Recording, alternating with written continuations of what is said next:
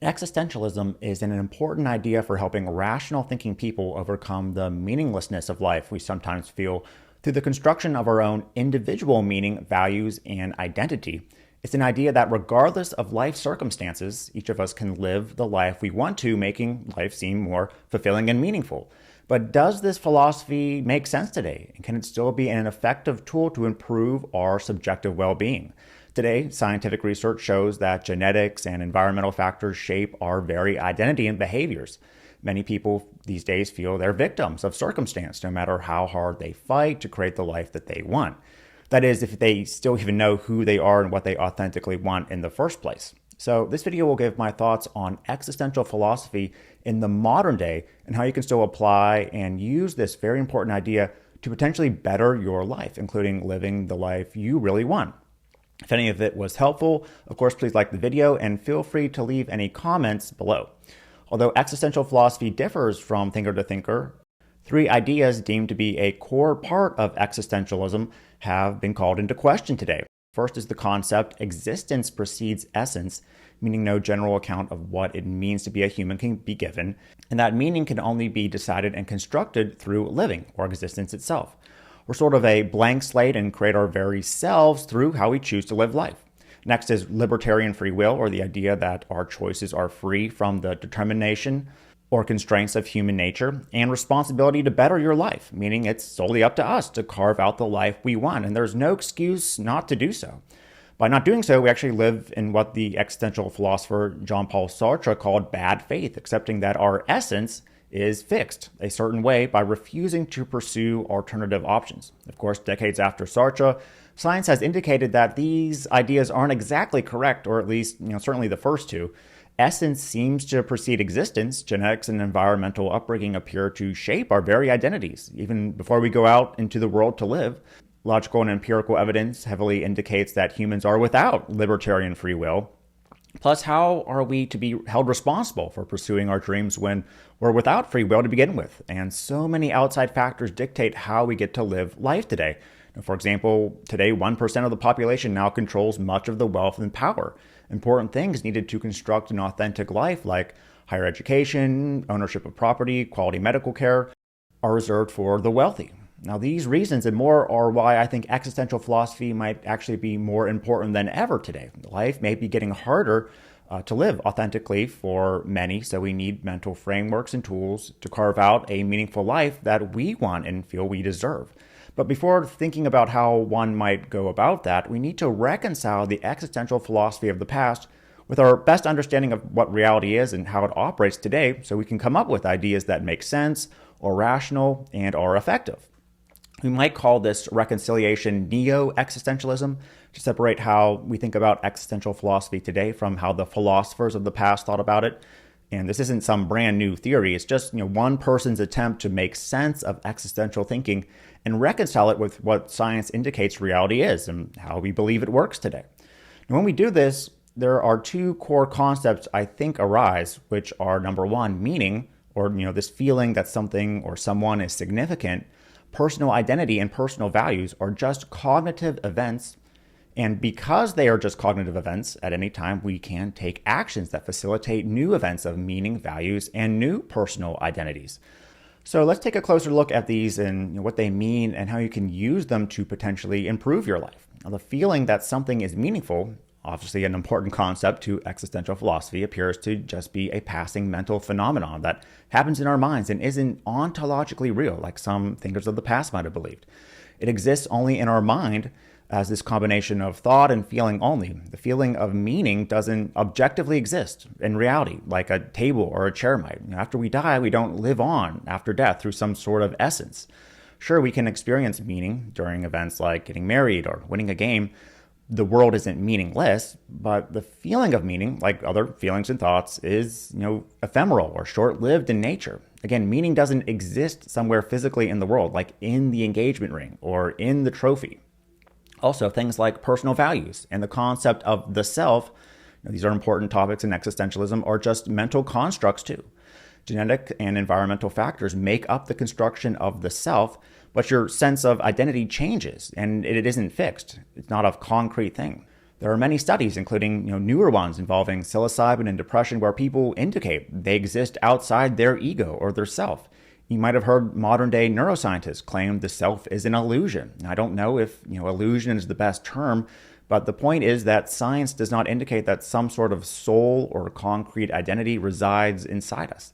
And that means at any time we can take actions that facilitate new events of meaning, new values, and new concepts of personal identity. Just by experiencing life or sitting down to think about who you are and what you want, new events or feelings of meaning can arise.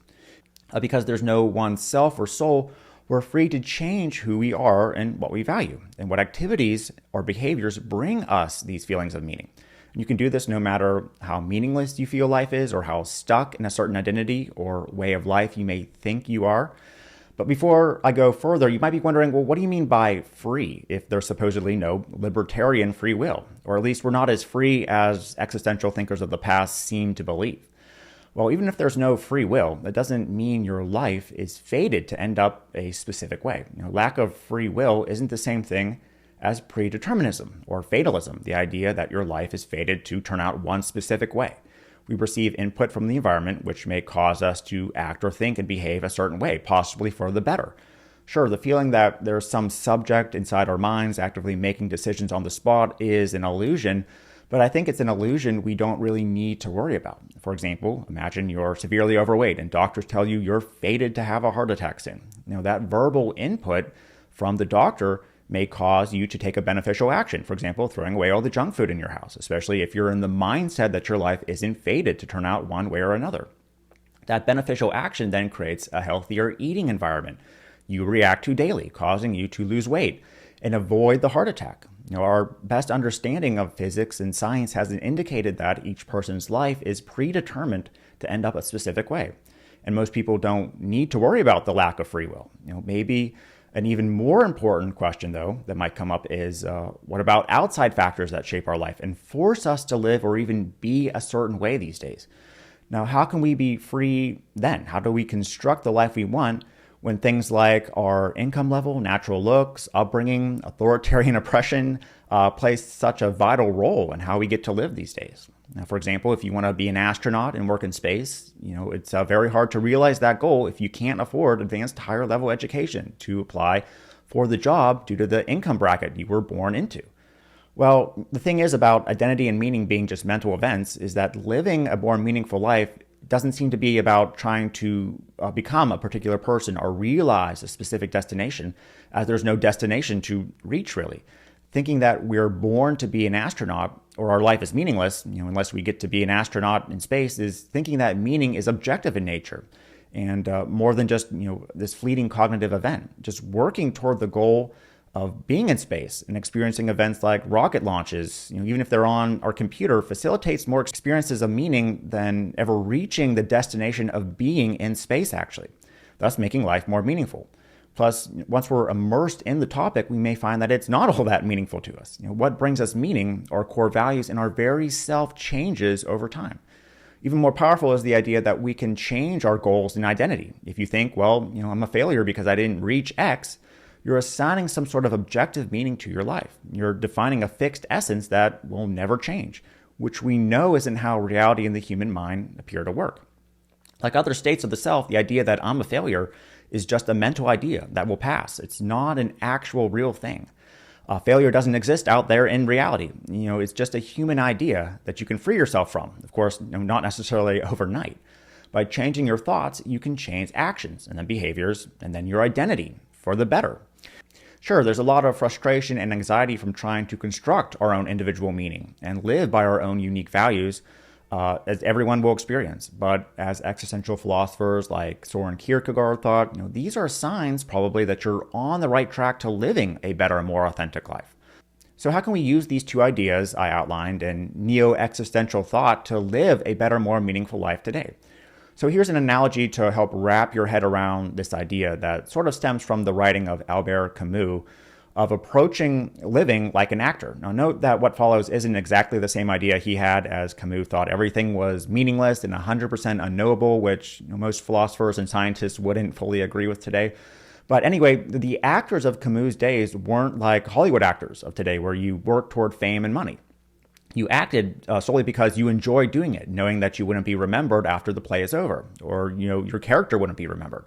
Plus, your career comprised many roles, from playing kings to beggars to lovers and more. As a good actor, you get into the character and live with intensity in the present while fully knowing, in the back of your mind, this is all just an act. You aren't really who you pretend to be, and you're going to be forgotten no matter how great the act. Like the actor in the present, we take on an identity we've created for ourselves, and to have a meaningful life, we fully embody the essence we've created for ourselves at the time in the present. But we're also mindful that it's just an idea. It's just a character. We're free to step away from that role and create new roles with new values. In the end, there's no objective meaning or objective essences to any of this. Perhaps we need to live with this dichotomy in mind. Number one, we should construct our own authentic identity with subjective goals and values to facilitate more feelings of meaning in life. And number two, we should also keep in mind that our current identity isn't really us or real, and we're free to step away from it and construct new identities and values. When we know who we are and we're working on our own personal activities and goals and actively practicing our own personal value, studies show that people report life being better and more meaningful. Just attempting to live in the present moment all the time isn't necessarily beneficial or even mentally possible, to be honest. But when we're too wrapped up in our current identity or self and really thought in general, we tend to suffer as well. Life and circumstances change after all. And in the end, science suggests there isn't really a specific self to begin with. Having a higher quality of life results from understanding when to do one and when to let go and do the other, perhaps. So if you're feeling that life is meaningless, by just going out there and trying to experience new things you may want to do, you'll start to feel meaning. Even if you believe there's nothing you want to pursue and nothing you value, the fact that our identity and values are constructed from genetics and environmental factors means feelings of meaning will arise by just doing something. In fact, you won't have a choice, since due to the lack of free will, we can't purposely choose when we're going to feel certain emotions, including if something is meaningful or not. If you feel you're worthless or you've labeled yourself with some sort of negative essence, you can choose to create a better, more positive self or identity. You can begin to step away from the identities and terms that harm your well-being, like I'm a failure or I'm unlikable, regardless of what other people say, since these thoughts are just mental events, not real. If you're depressed or have anxiety from trying to construct the life you want, realize that these feelings will pass, and you can even separate yourself from them. Plus, as existential thinkers have written, it's possible that these feelings are indicators that you're actually on the right track to creating a better, more authentic life for yourself. If you're frustrated about the unfairness of life, you can fight against it. Even if change isn't brought about, you feel a sense of meaning fighting or protesting the unfair thing. Again, we're not aiming for a certain destination or place, since meaning isn't objective, but going for more events of meaning on the journey to the goal. Okay, so these are just some initial thoughts on existentialism in the modern day. I think that existentialism can still exist and be important in a world where there's no free will and essence seems to precede existence in a way.